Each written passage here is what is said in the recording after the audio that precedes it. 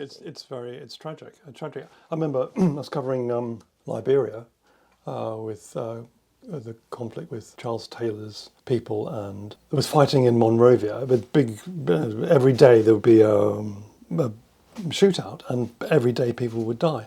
And I was covering it, and it was a weird conflict because you could choose which side to be on, depending upon how early you got up. Wow, okay. If you got up really early, you could walk all the way around to where the Crown were, and they would come down the street from the north. And if you got up a bit later, you could join Taylor's people, and they'd come down the street from the south. Mm. But once they saw each other, they'd bait each other, and then missiles would start flying, bullets would start flying, and people would lose their lives. Mm. I was one point I was with a Japanese filmmaker, and he said to me, "We can cross the front line." I said, "Come on, you can't do that." I said, "Watch." He took out a white shirt. I was with him. Held this white shirt up.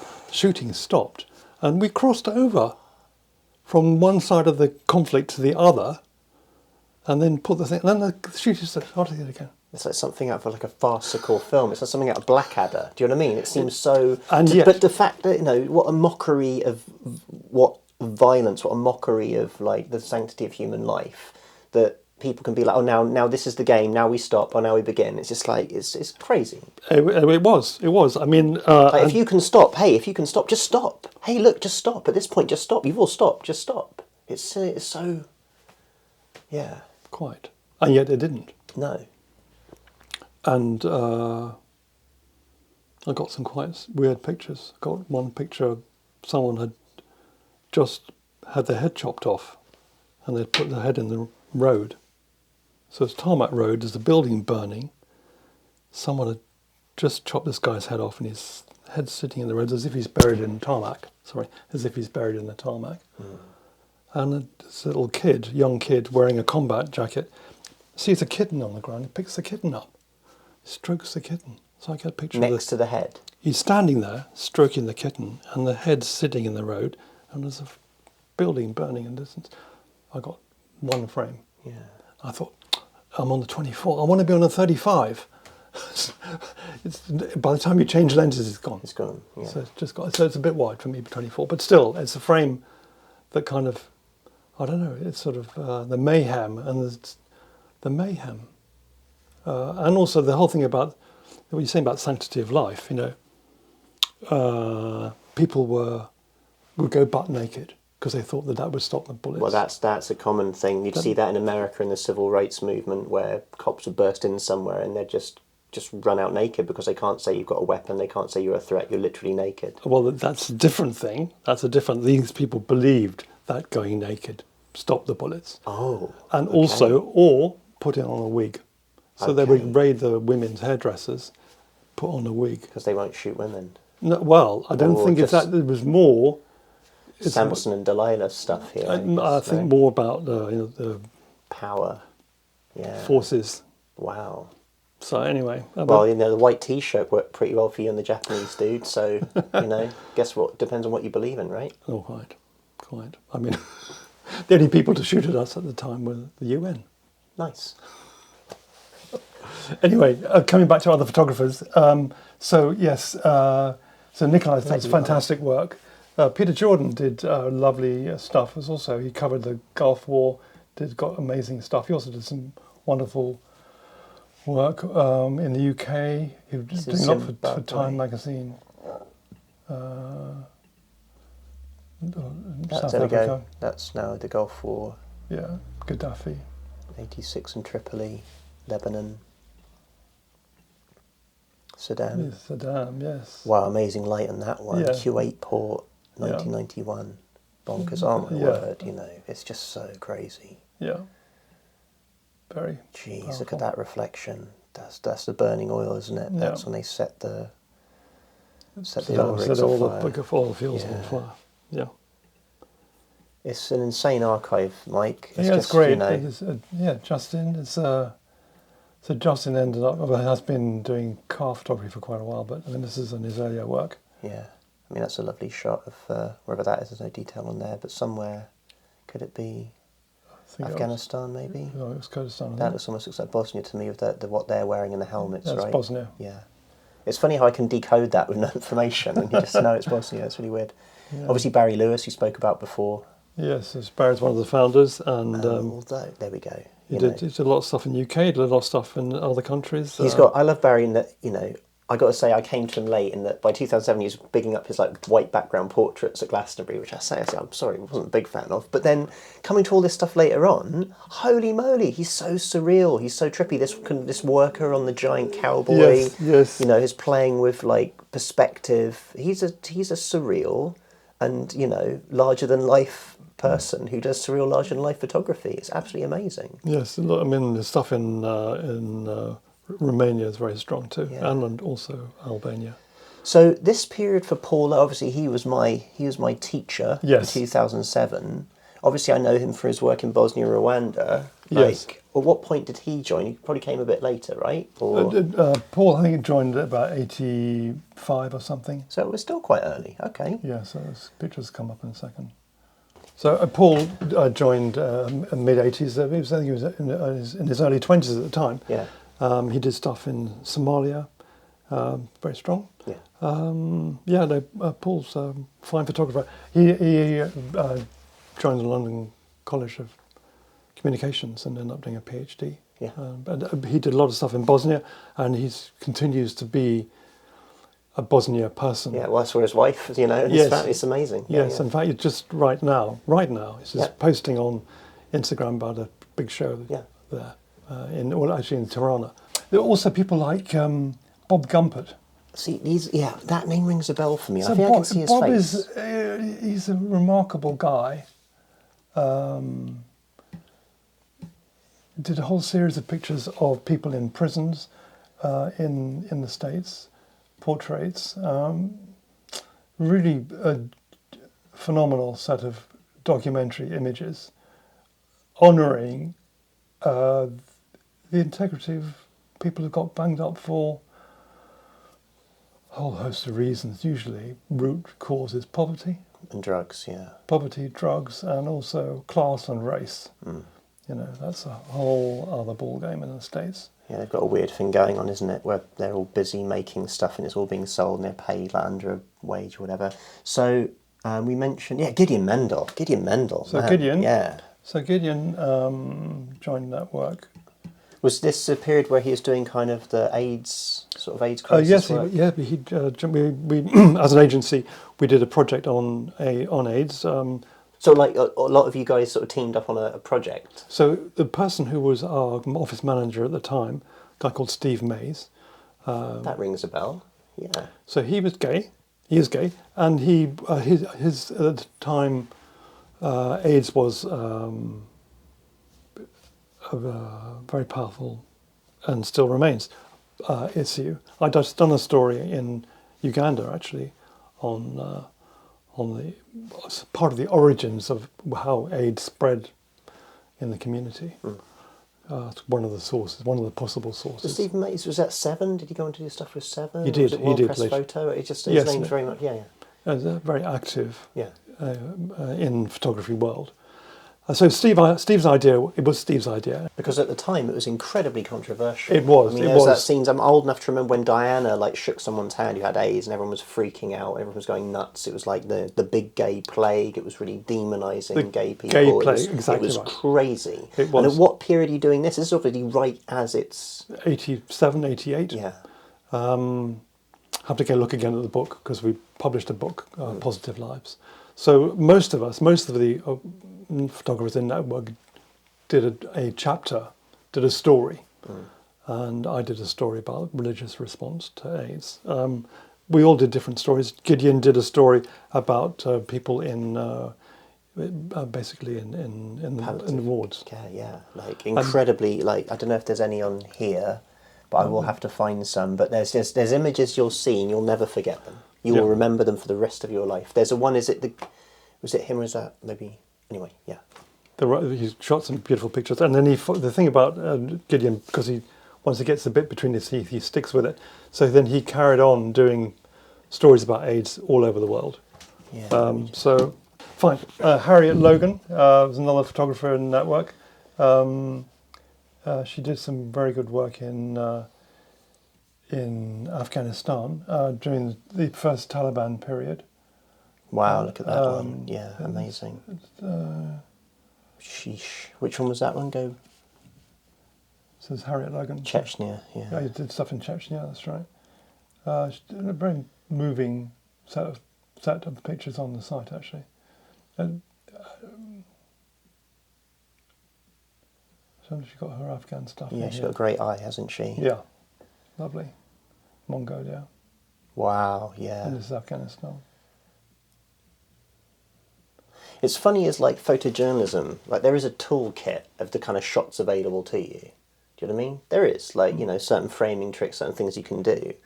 But there's just, for me, the overriding thing is like, how does someone just have that individual style where you just like, you know, it sets them apart? It's really wonderful, isn't it?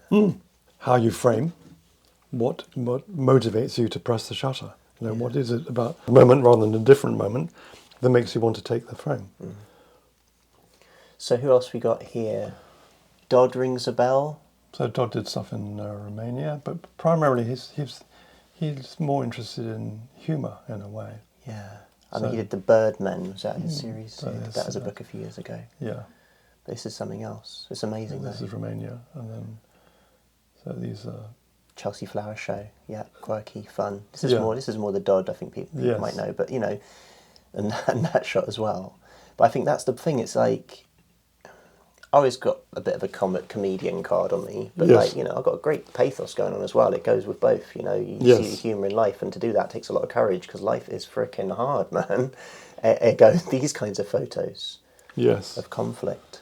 And then we go to Jenny Matthews. Yeah, where's Jenny? There we go. Yeah, because she's sort of covering a similar beat to you. In some ways, also in Afghanistan. Yeah. So she's continued to do lovely work, and she's been doing stuff with embroidering some of her images recently, and that can be very powerful, actually. She's done a whole thing about women in conflict. Yeah, it's her and oh, hold on, come to me. Oh, I can see his face. He's like every protest I ever photographed. David Hoffman. Basically, like every protest I shot from like the 90s through the noughties, like there's like two people who would always be there, Jenny and David Hoffman, like always there. Yeah, Hoffman's something else. Yeah. But yeah, what a gallery. And like coming back to like Paul Rees and Mark Power, like I'm noticing, you know, there's a lot of people who then went on to Magnum. Mark went on to Magnum. He did this story, the shipping forecast. Shipping forecast while he was in Network. Yeah. Oh, that was a Network thing. Yeah, That's funny because you'd so tie that in your. For me anyway, that's sort of so tied to being one of his works for. He's revisited it. Yeah. Recently. So look, Mike, there's a lot of insane work here. And also one thing to point out, if you're on the website and you're looking at photographers, I clocked this. If you go to the landing page, go to history and scroll down, there's a whole bunch of more photographers that aren't actually listed on that main page. So I noticed Sean, I'm going to murder his name, sorry, is it Sean Tuig? Sean Tuig, yeah, know his stuff. Patrick Ward Ovs. Who else is there? Didier Ruff, I know, great photographer. Yes, yeah. So yeah, there's a whole bunch of people here who aren't even actually on that main page, but obviously they're associates or... Yes, indeed. Yeah. An amazing Tony list. Swar. So look, let's do the awkward question. When did Network not work? Okay. What happened? That was a very interesting point. So, I remember being at Perpignan one year, I think it was 99, and talking with Neil Burgess, who was our editor at the time. He was saying, digital is going to change the landscape. And already digital cameras were coming in. I'd done a story for Christian Aid, actually, about the floods in India, and shot digitally with. But what megapixels was that camera?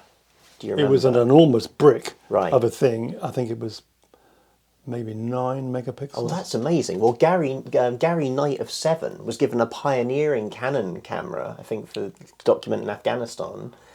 Or was it the Second Gulf War? Anyway, he was given this amazing camera. So excited, obviously. And I think at the end of the day, all the photos were 1 megapixel. So pretty much unusable. Or maybe it was 3. Maybe it was 3. I mean, Anyway, but the point is that that was a gamble back then because it seemed amazing. But in the long run, damn, you've got compared to 35mm scans, like nowhere. But the advantage was, and I did it. I had a little transmitter, satellite transmitter. Amazing. Shot the picture, edited on a laptop, send the pictures. So they had them quick. Yeah. And that's the quick is the reason why analog died. Yeah. Because so Corbis and Getty, two powerhouses, had spent millions scanning buying up existing picture libraries and scanning them and keywording them and captioning them and developing a software package or their own software packages that magazine and newspapers could log into for a fee, and then they could access pictures and download them straight away. So that's instant. If you can, the keywording is obviously, captioning is an important part of that whole process. So we have a picture library of 1 million pictures. How do we compete? So one of the people in the agency was very good at software. He started writing coding a program. Judah and I managed to persuade Kodak to lend us a Kodak HR500 scanner.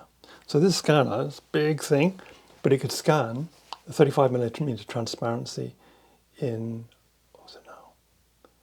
I think it was maybe 5 seconds. Oh, okay.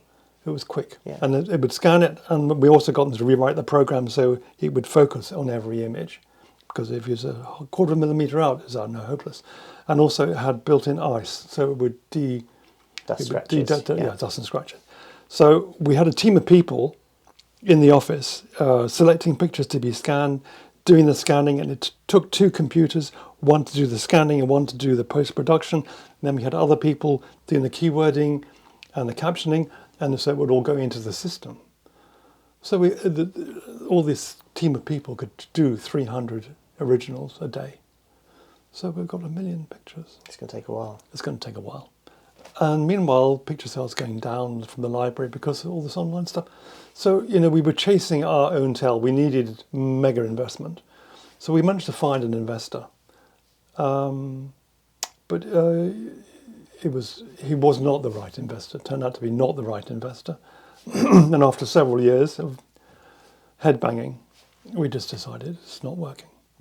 And the irony is now, of course, software, you could do this with numerous packages, no problem. But at that time, there was nothing available. And buying the proprietary software that either of those 2 major agencies had, it was just out our ballpark. There was a lovely couple who used to let me use their Imicon scanner in Sheen in like 2008, 2009.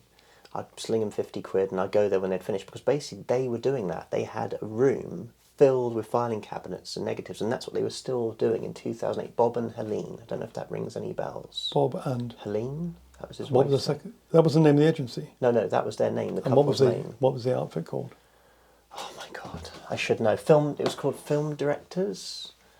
That was the name, because I remember if I scanned and I forgot to change the presets in the scanner, my photos would be all copyrighted Film Directors. To this day, I think if you write filmdirectors.co.uk or something, .com, like some of my photos will appear. But anyway, they were a lovely couple, and they were still doing that in like 2008, 2009, going through scanning this massive archive of work. And we had a staff of 20 people at that time. Yeah. 24 people.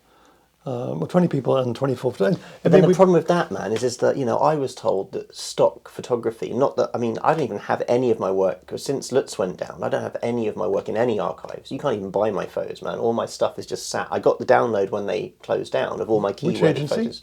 Lutz in Italy. It was from Grazianeri, essentially. Oh, right. And that was it. So, the point is, I'm not even stressing about it because I know how little stock goes for anyway. There was a thing that Getty did, I can't remember what year it was, but they basically did free photos. Do you remember this? I think it was around the time Grazianeri went down. They did a thing where you could basically, you pay and you just get it free. And of course, how can anyone... That's royalty free. Oh, no, I'm sure it was something like free, and that was the point, that it crashed the whole system. So it wasn't Getty that crashed the system. Oh. It was... It was Photostock. Was it Photo? Shutterstock. Shutterstock. Right. But just very, very quickly on Getty. Yeah. So when Network folded, I joined Getty briefly because there was a Maybe division. I got it wrong. What year are we talking here? I mean, so 2005. Yeah, dude, I don't know. Yeah. So 2005 is when Network closed. And Getty had one of the picture. They ran a division of photojournalism, and the person who ran that division was Steve Block. He had been on Telegraph magazine as a picture editor, yeah. and I knew him well. So I joined his division, and it was great. It was good for a while. It was good, and while he was there, so we would discuss story ideas. I did a whole story on coal in China because I was doing a project about energy. I wanted to do a thing about coal in China. I put it up to him. He put up a few quid. Not a lot, but it was a good discussion we had. And on the basis of that discussion, I did portraits as well as, and I shot portraits with a Mamiya 7. Nice. So analog portraits. Nice. And it was a very useful part of that whole story because the rest I shot digitally as photojournalistic, but the portraits were useful. So anyway, and then Steve left for that section, and I left at Getty. They paid 5 months in arrears. And from stock, they would give you 30%. That's just appalling. Yeah. So it's just horrible. But you become a content provider. Don't want to be a content provider. Don't want to be a content provider, kids. No. Alamy, I found Alamy much better. Yeah. So Alamy, in the early days, Alamy... Well, I remember when Alamy started and it had like a list of how many photos and it wasn't that many. You go on Alamy now and check out how many. I hate to think how many are on there now. It's crazy. Hundreds of millions. Yeah. But it started out... But the thing about Alamy is you're in control of your own content. So you put up your material, you keyword your material, you caption your material. So you're in control of it, and you see sales as they're made. So and you get paid within with the month following when the money comes in. So it's all very transparent, and that's completely different to Getty. So it's now been bought out by bought out by. So who was the one I was thinking then slammed it by doing it for free? Something happened there. And but Shutterstock. That was Shutterstock. Shutterstock right, dropped the prices. So so initially, and this is the other story about stock. So there's another one to pile it high and sell it cheap. Yeah. So initially, what Getty was saying when they first started doing the digitization and getting people to come on board, they say, "Oh, we would like you to drum scan your images." Costs a lot of money doing a drum scan. Drum scan your images, and then we will make a selection of your images. And not only that, but if we don't select them, you can pay to have photographer's choice. So you can pay to put your pictures on Getty as photographer's choice. So not only are you investing in scanning your own pictures on with a drum scan at 30, 40, 50 pounds a time, they may not take them. They may take a small selection, but you can pay to put your own selection on. Wow. Great. And this sounds like what an opportunity to be part of Getty. Yeah. So, it's just appalling. Initial prices when Alamy started were averaging maybe $100, $150, $200 a picture. Yeah. In the early days. And then Shutterstock came on board. Part of I sell it cheap, drop the prices down to rock bottom, and everybody follows down suit. that. Which works well if you're the company providing all the photos, because you don't care. But if you're the photographer, man, you're going to feel it. So, and I have had discussions with Alamy about, here's a picture here's a cup. I can take a picture of this cup. I can take a nice picture of this cup. So there's a picture of a cup. I can go into a war zone, risk my life, take a picture which is unrepeatable, and there's a picture of the unrepeatable. They're both sitting on the site. Along comes one of their clients, a big client who's got a big contract. So they pay a lot of money to Alamy, but they don't pay much money to the photographer. Wow. So the picture, the unrepeatable image, sells for maybe, $5. The picture of the glass, $5. And someone else comes along and they want to use it for a TV thing or a book. It might go for $250, or for an advert, could be $500. So if you get exercised about how much effort it took to get those pictures, or didn't take, and the prices, you never sleep. So you just have to kind of step back. But if you put a significant volume of material up, I've got a lot of stuff on Africa. Yeah. It sells. Yeah. And where is that archive now presently? Alamy. See, dude, I had some stuff on Alamy in like 2003, and it's still on there. I do get little bits now and again, but you know what? I'm such an idiot. I mean, I've literally got all this keyword stuff from Lutz, from like hundreds of assignments and other stuff uploaded. I should really get my butt and get it on there, really, because otherwise it's not doing anything, isn't it? I don't know. Well, I mean, if it's not doing anything, it's not doing anything. If it's on Alamy, it might be doing something. And if you use Lightroom as a software package, there's a plugin. As a plugin, there's an Alamy Lightroom plugin, which is extremely good, and it allows you to keyword in Lightroom and upload directly to Alamy. You guys, this might not help you. I don't care. This isn't for you. I'm learning stuff from Mike here, and it's really bloody helpful. Well, all this stuff is how much time are you going to spend doing this stuff? Yeah. So the nice thing about Lightroom and this plugin, you do a shoot. You've done a demonstration. All right, so you've gone on a demo, and maybe it's Extinction Rebellion. No more conceptual photography.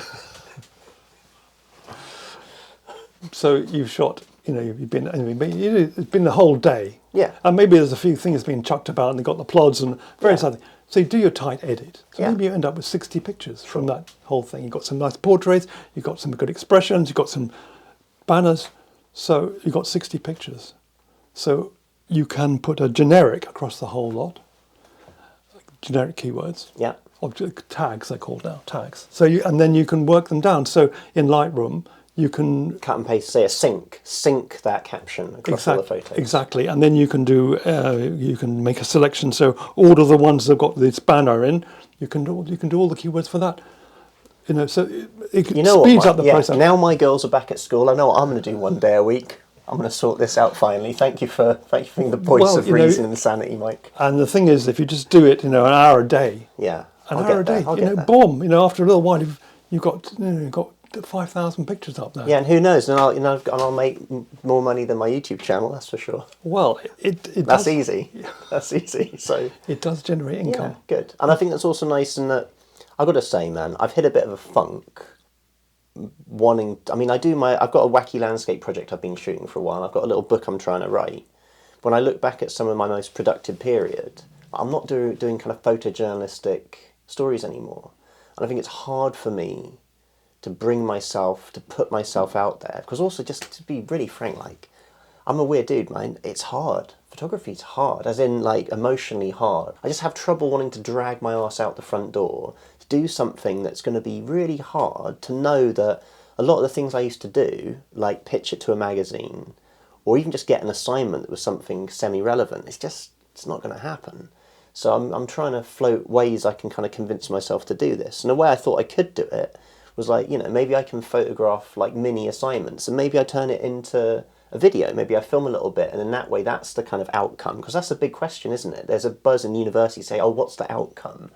Well, in the old days, it could have been in a magazine, it could have been a newspaper. Then fast forward, it could have been a multimedia piece of interviews and music. It could have been a freaking T-shirt. It could have been an exhibition. It could have been all these different things. And right now, for me, I just feel like my outcomes have got really limited. But I think that's for all of us, right? That's the thing.